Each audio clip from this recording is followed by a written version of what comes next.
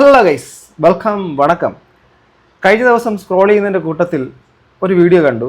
ആ വീഡിയോ കണ്ട് ശരിക്കും പറഞ്ഞാൽ അക്ഷരാർത്ഥത്തിൽ അത് ഞാൻ എൻ്റെ ഇത് പറയുന്നില്ല, നിങ്ങൾക്കത് കണ്ടിട്ട് എന്ത് തോന്നുന്നു എന്നുള്ളത് നിങ്ങൾ കമൻറ്റ് ചെയ്യുക തീർച്ചയായിട്ടും. ആ ആ ഒരു സ്ത്രീ യു പിയിൽ ഉത്തർപ്രദേശിൽ നിന്നുകൊണ്ട് മലയാളത്തിൽ സംസാരിക്കുന്നു.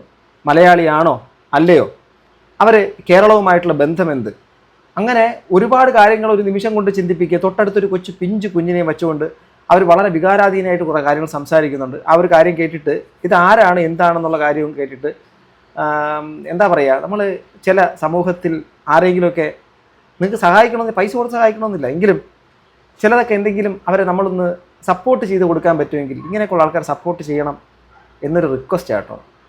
ജീവിച്ച് പോകാൻ വേണ്ടിയിട്ടാണ്, ജീവിത പ്രശ്നത്തിന് വേണ്ടിയിട്ടാണ്. ഒരിക്കലും പൊരുത്തപ്പെടാൻ വേണ്ടിയിട്ട് പറ്റാത്തൊരു ലൈഫ് നിങ്ങൾ ഞാനുമൊക്കെ ചിലപ്പോൾ അനുഭവിക്കുന്നുണ്ടാവാം. അതിനെക്കാട്ടിലും പൊരുത്തപ്പെടാൻ വേണ്ടിയിട്ട് പറ്റാത്തൊരു ജീവിതം ജീവിക്കുന്ന ഒരു സ്ത്രീ. ബാക്കി ഒരുപാട് ട്വിസ്റ്റ് ആൻഡ് ടേൺസ് ആണ്, സിനിമ പോലെയാണ് സംഭവം. നിങ്ങൾക്കത് കാണുമ്പോൾ വഴിയെ മനസ്സിലാവും. എന്താണെന്ന് വെച്ചാൽ അവർ പറയട്ടെ, നമുക്കത് കേൾക്കാം. തൊട്ടടുത്തൊരു പിഞ്ചു കുഞ്ഞുണ്ട്, ഞാൻ അതിനകത്ത് കാണിക്കുന്നില്ല. എനിക്കൊരു കൊച്ചു കുഞ്ഞുള്ളതാണ്, അത് കാണുമ്പോൾ തന്നെ സങ്കടം വരും. ഹലോ, രാധേ രാധേ, സുഖം എല്ലാവർക്കും. അപ്പൊ ഇന്നത്തെ എൻ്റെ വീഡിയോയിൽ എല്ലാവർക്കും സ്വാഗതം.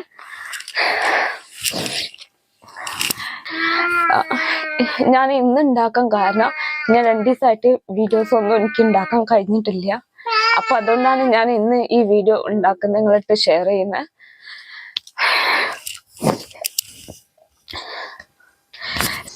അവര് ഒരുപാട് തവണ ഈ ഒരു വീഡിയോ എടുക്കുന്ന ആ ഒരു വീഡിയോ റെക്കോർഡിങ്ങിൻ്റെ ഇടയ്ക്ക് ഒത്തിരി തവണ ഇതുപോലെ വളരെ ഇമോഷണലായിട്ട് അവർ ആ വീഡിയോ ഓഫ് ചെയ്യുന്നുണ്ട്, വീണ്ടും വന്ന് അത് ചെയ്യുന്നുണ്ട്.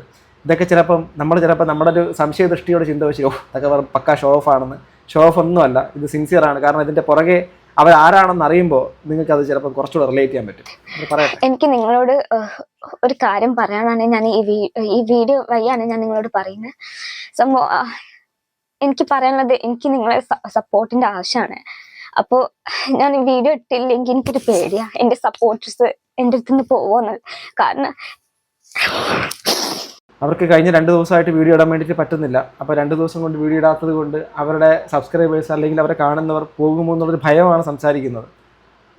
നിങ്ങൾ ചിലപ്പോൾ നമുക്ക് വളരെ ലളിതമാവും, ചെറിയ കാര്യമല്ല ഇതൊന്ന് ചിന്തിക്കും. പക്ഷേ അവർ ജീവിക്കുന്നൊരു സാഹചര്യം, ചുറ്റുപാടൊക്കെ ഞാൻ കുത്തിയിരുന്ന് കണ്ട എൻ്റെ പൊന്നു സുഹൃത്തുക്കളെ, ഞെട്ടലാണ്. കേരളം സ്വർഗമാണെന്നൊക്കെ വെറുതെ പറയുന്നൊന്നുമല്ല, ഞെട്ടലാണ്. ഇത് ഉത്തർപ്രദേശിലാണ്.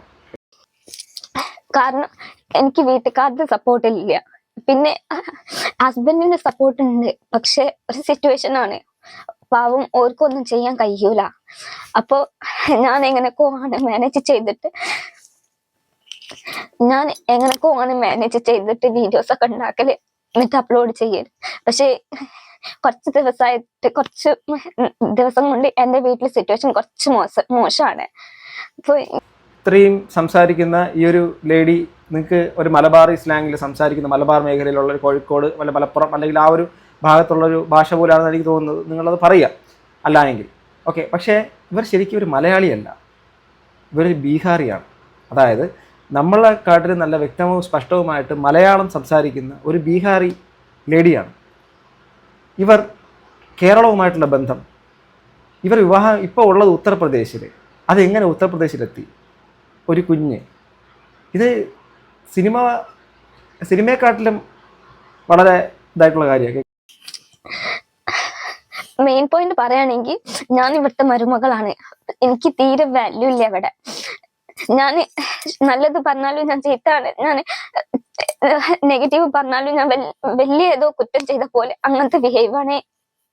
അവിടുത്തെ ഈ അമ്മായിയമ്മമാരുടെ കുറേ വീഡിയോസൊക്കെ ഉണ്ട് കേട്ടോ. ഈ ചാനലിൻ്റെ പേര് ശിവാഞ്ജലി വ്ളോഗ്സ് ഫാംസ് എന്നാണ്, FAMS ഫാംസ് എന്നാണ്. അപ്പം നിങ്ങൾ അതിനകത്ത് പോയി നോക്കിയിട്ട് അതിൻ്റെ അകത്ത് ഇവരുടെ ഈ മരുമകളാണ് ഇവർ. ആ വീട്ടിൽ ആ മരുമകൾക്ക് ആ അമ്മായിമാരോടൊരു രീതികൾ നമ്മൾ ഈ പറയുമല്ലോ, പെൺകുട്ടികളെ അവർ വന്നു കയറിയവർ സ്ത്രീകൾ തന്നെ അമ്മായിയമ്മമാരായതിനു ശേഷം വീണ്ടും വന്നു കയറുന്ന സ്ത്രീകളോട് കാണിക്കുന്ന, നമ്മുടെ ഇവിടെ നാട്ടിൽ കാണുന്ന ഒന്നും അല്ലാത്ത രീതിയിലുള്ള വില്ലത്തികളാണ് അവിടുത്തത്. അപ്പോ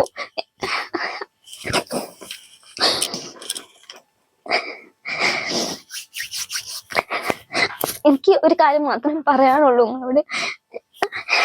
പ്ലീസ് നിങ്ങൾ സപ്പോർട്ട് ചെയ്തിട്ട് പോകരുത്.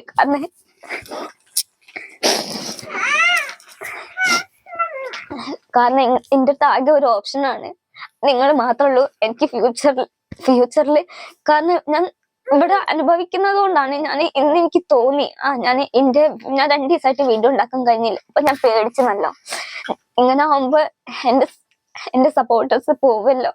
പിന്നെ കുട്ടി ഈ വീഡിയോ കാണുവാണെങ്കിൽ ഞാനൊരു കാര്യം പറയട്ടെ, നമ്മുടെ മലയാളികൾ സ്നേഹിച്ച ചങ്ക് പറിച്ച് തരുന്നവരാണ്, ഒരു പ്രശ്നമില്ല അക്കാര്യത്തിനകത്ത്. നിങ്ങൾ എന്തായിരുന്നാലും ഞാൻ എൻ്റെ ഈ വീഡിയോ കാണുന്ന എൻ്റെ പ്രിയപ്പെട്ട സുഹൃത്തുക്കളെ ഞാനൊരു കാര്യം പറയാം. നമുക്ക് വലിയ ചിലവൊന്നും ഇല്ലാത്തൊരു കാര്യമാണ്. നിങ്ങൾ ഒരുപാട് വീഡിയോസൊക്കെ കാണും, ചിലപ്പോൾ ഫാമിലി വ്ളോഗുകൾ കാണും, ഒക്കെ കാണുന്നവരാണെങ്കിൽ ഞാൻ ആദ്യമായിട്ടും എൻ്റെ ചാനലിനകത്ത് ഒരു റെക്കമെൻഡ് ചെയ്യുകയാണ്. ഒരു ചാനൽ, ഒരു ഉത്തർപ്രദേശിൽ താമസിക്കുന്ന ഒരു സാധു സ്ത്രീ, അവിടെ ഒരുപാട് പേരുടെ കൂട്ടമായ ആക്രമണം ആ സ്വന്തം കുടുംബത്തിൻ്റെ അകത്ത് അഥവാ കെട്ടിക്കൊണ്ടുപോയി ഭർത്താവിൻ്റെ വീട്ടുകാരെ അനുഭവിക്കുകയും ചെയ്യുന്ന, നമ്മുടെ നാടിനെ ഒരുപാട് സ്നേഹിക്കുന്ന, മലയാളം പച്ചവെള്ളം പോലെ പറയും. ഞാനത് പിന്നാലെ വരാം.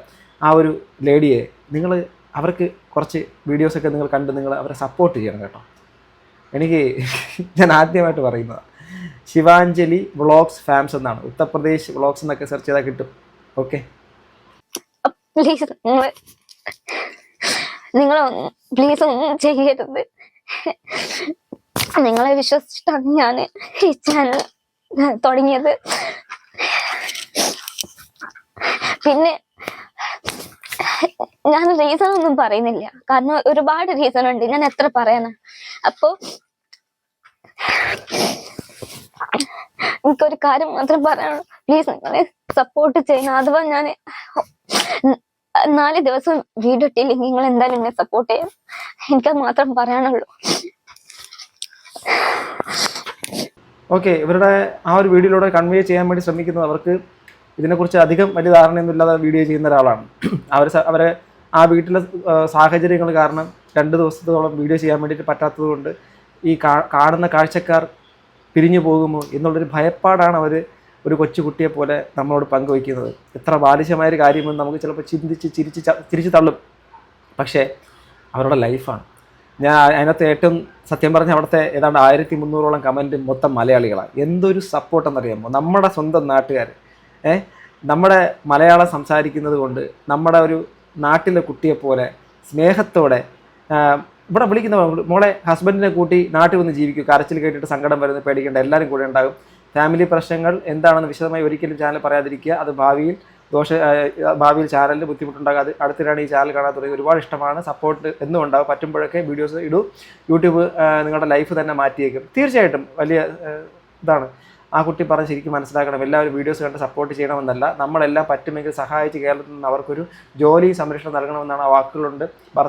ഭർത്താവ് കൂടെ ഉണ്ടെങ്കിൽ ആ കുട്ടിയെ അവിടെ നിന്ന് രക്ഷപ്പെടുത്തി നാട്ടിൽ താമസിക്കാൻ അവസരം നൽകണം. അവിടുത്തെ ജോലിയും കഷ്ടതയും നമ്മൾ കാണുകയില്ല നിരന്തരം. നേരിട്ട് ബന്ധമുള്ളവർ ഫോൺ ചെയ്ത് കാര്യങ്ങൾ തിരക്കിയാൽ വേണ്ട സഹായം ചെയ്ത് കൊടുത്തൂടെ. സോ ഭർത്താവിനോടൊപ്പം അവിടെ താമസിക്കപ്പെടുന്നു. പക്ഷേ ആ കുട്ടി എന്താണ്, എങ്ങനെയാണ് അവിടെ എത്തിയെന്നുള്ള കാര്യത്തെക്കുറിച്ച് ഞാൻ ഒരു വീഡിയോ കണ്ടു. ഞാനത് ഇതിനകത്തേനുള്ള കാര്യം പറയാം, നമുക്ക് നോക്കാം. മലയാളിയാണോന്ന്. അപ്പോ മലയാളി അല്ല, പക്ഷെ ഞാൻ വിചാരിക്കുന്നത് ഞാൻ മലയാളിയാണെന്നാ. കാരണം എനിക്ക് ഓർമ്മയില്ല ഞാൻ എത്രാം വയസ്സിലാണ് ഈ കേരളത്തിലേക്ക് എത്തിച്ചേർന്നത്. എനിക്ക് ഓർമ്മ പോലും ഇല്ല ഞാൻ എത്തിയ സമയം ഒന്നും എനിക്ക് ഓർമ്മയില്ല. അപ്പോൾ അതുകൊണ്ട് ഞാൻ ഇന്നെ മലയാളിയായിട്ടാണ് നോക്കിയത് ഇതുവരെയായിട്ടും. അപ്പോൾ എനിക്കറിയില്ല നിങ്ങൾക്ക് അതായത് ആ കുട്ടി പറഞ്ഞത് കേട്ടോ. അതായത് അത് മലയാളിയാണോ? മലയാളിയല്ല, കുട്ടി ബീഹാറിയാണ്. ഓക്കെ, പക്ഷെ കേരളത്തിൽ എന്ന് എത്തിയെന്നുള്ളതോ അല്ലെങ്കിൽ എങ്ങനെ എത്തിയെന്നുള്ളതോ കുറേ കാലം കൊണ്ട് ഈ കേരളത്തിൽ തന്നെ താമസിച്ച് കേരളത്തിൽ നമ്മുടെ സ്വന്തം ഭാഷയും നമ്മുടെ നാടും ചേർന്ന് താമസിച്ച് ഈ നാടിൽ നിന്ന് വിട്ടുപോകാൻ വേണ്ടിയിട്ട് പറ്റാത്തൊരു സാഹചര്യമാകുന്ന സമയത്ത് ഒരു പ്രണയം ഉണ്ടാകുന്നു. അത് ഉത്തർപ്രദേശിലുള്ള ഒരു വ്യക്തിയുമായിട്ടാണ്.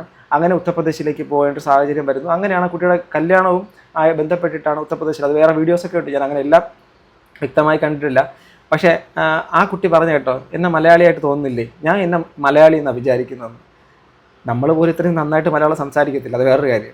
നമ്മൾ പറ്റുവാണെങ്കിൽ ഒരു വാക്ക് സംസാരിക്കുന്നതിന് ഒരു വരി സംസാരിക്കുന്നതിനകത്ത് ഒരു 10 ഇംഗ്ലീഷും കുത്തിക്കയറ്റി അതും വളരെ മോശമാക്കി ആ ഒരു മലയാളത്തിനെ കൊല വിളിച്ചിട്ട് പുതിയ തലമുറയിൽപ്പെട്ട കുട്ടികൾക്ക് പോലും നേരെ മലയാളം അറിയത്തില്ല, അതൊരു വേറെ സത്യം. പക്ഷേ അവർ വ്യക്തമായിട്ടുള്ള മലയാളം പറയുന്നു. നമ്മുടെ നാടിന് സ്നേഹമുണ്ട്, ഇവിടെ വന്ന് ജീവിക്കണം, ഇവിടെ താമസിക്കണം എന്നുള്ളതാണ് ആഗ്രഹം. ഇവിടെ ഒരു ജോലിയോ മറ്റുള്ള കാര്യങ്ങളൊക്കെ വേണമെന്നൊക്കെയാണ് അവരുടെ ചെറിയ ആഗ്രഹം. പിന്നെ മൂന്നാമത്തെ ക്വസ്റ്റ്യൻ എന്താണ്, ഹസ്ബൻഡും മക്കളുടെ പേര് ചോദിച്ചിട്ടുണ്ട് ഒരാള്. അപ്പോ എന്റെ ഹസ്ബൻഡിന്റെ പേരാണ് ശിവം എന്നാണ്. പിന്നെ അതുകൊണ്ടാണ് എന്റെ പേരും പിന്നെ ഹസ്ബൻഡിന്റെ പേരും മിക്സ് ആക്കിയിട്ടാണ് ഞാൻ ശിവാഞ്ജലി ബ്ലോഗ്സ് എന്ന് ഇട്ടത്. പിന്നെ ഒരു മോനുണ്ട്, ഒരു മോളുണ്ട്. മോൻക്ക് 3 വയസ്സായി. മോന്റെ പേര് അനുഭവ് എന്നാണ്. പിന്നെ മോക്ക് 1.5 വയസ്സായി. സോറി, മോൻക്ക് 3.5 വയസ്സായി, മോക്ക് 1.5 വയസ്സായി. മോളെ പേരാണ് അന്യ. ഇതൊക്കെ ഹസ്ബൻഡ് വെച്ച പേരാണ്. അപ്പൊ നിങ്ങൾക്ക് കേട്ടാൽ തന്നെ മനസ്സിലായിണ്ടാവും നോർത്ത് ഇന്ത്യൻ നെയിംസ് ആണെന്ന്. പിന്നെ 4ാമത്തെ ക്വസ്റ്റ്യൻ ആണ് UP-യിൽ എങ്ങനെ എത്തി. അപ്പോ ഇത് പറയാൻ കുറച്ച് സമയം വേണം, കാരണം ഇത് വലിയൊരു സ്റ്റോറിയാണ് UP-യിൽ എങ്ങനെ എത്തി എന്നുള്ളത്. അപ്പോൾ ഞാൻ ഇതിന്റെ വേറൊരു ബ്ലോഗായിട്ട്. ഹസ്ബൻഡിന്റെ വീട് UP, ഇവരുടെ സ്വന്തം നാട് ബീഹാർ. അവരുടെ എന്താണ് വളർന്നതും പഠിച്ചതും ഒക്കെ നമ്മുടെ കേരളത്തിലാണ്. ഓക്കെ, അതിൻ്റെ കാര്യങ്ങളെക്കുറിച്ച് വിശദമായിട്ട് തിരക്കാന്ന് വെച്ചിട്ട് കുറച്ച് വീഡിയോസ് ഉണ്ടെങ്കിലും എല്ലാം കൂടെ കാണാൻ പറ്റിയിട്ടില്ലെങ്കിലും.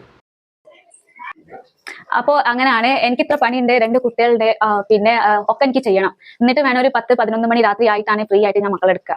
പിന്നെ രാവിലെ ഇതേപോലെ തന്നെ പണിയൊക്കെ തീർത്തിട്ടാണ് മക്കളൊക്കെ എടുക്കുക. അപ്പോൾ എന്റെ മനസ്സിൽ ഒരുപാട് സങ്കടമുണ്ട്.